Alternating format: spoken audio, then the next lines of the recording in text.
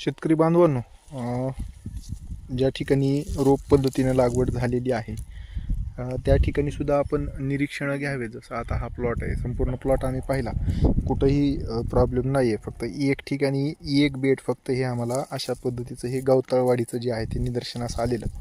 तर अशा पद्धतीची हे गवताळवाढीची जी काही बेटं आहेत तर त्याची आशा नका करू.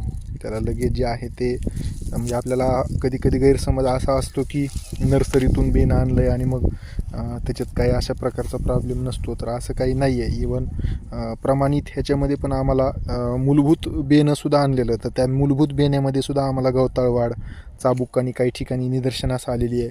इवन एका ठिकाणी तर असं पाहिलं होतं की कोइंबतूरवरून प्रतिरोप 10 रुपये देऊन आणलेलं जे काही CO 9632चं जे काही आणलेलं हे होतं, तर त्याच्यामध्ये आम्हाला एका ठिकाणी चाबुक्कानी निदर्शनास आलेली. आता ती आली म्हणजे काही असं हे नाही आहे, ते आपल्या प्रॅक्टिसेसवर पण ते अवलंबून असतं. तर फक्त हे सांगायचा उद्देश आहे की असे जे काही गवताळवाढीची जी काही बेट आहेत तर ते अजिबात आपल्या शेतामध्ये ठेवू नका.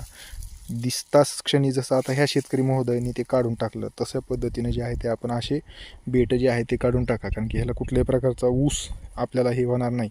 आणि ह्याचा जो काही कॅज्युअल ऑर्गॅनिझम आहे ज्याच्यामुळं हा रोग होतो अशा प्रकारचा, तर रसशोषक किडी ह्या जर बेटावर बसल्या तर इथून ते दुसरीकडे गेली की दुसरेसुद्धा आपले बाधित बेटं होऊ शकतात. म्हणजे जे झाडं चांगले आहेत आपले ते त्या ठिकाणी कोरोनासारखा ह्याचा जो आहे तो व्हायरस जसा तो पसरतो तसंच हे पण पसरू शकतो. त्याच्यामुळं आपण आणि ह्याला कुठल्याही प्रकारच्या नियंत्रणासाठीच्या उपाययोजना नाही आहेत. त्याच्यामुळं आपल्याला हे काढून टाकणं, जाळून टाकणं गरजेचं आहे, जेणेकरून ह्याचा प्रसार पुढं जो आहे तो वाढला नाही पाहिजे.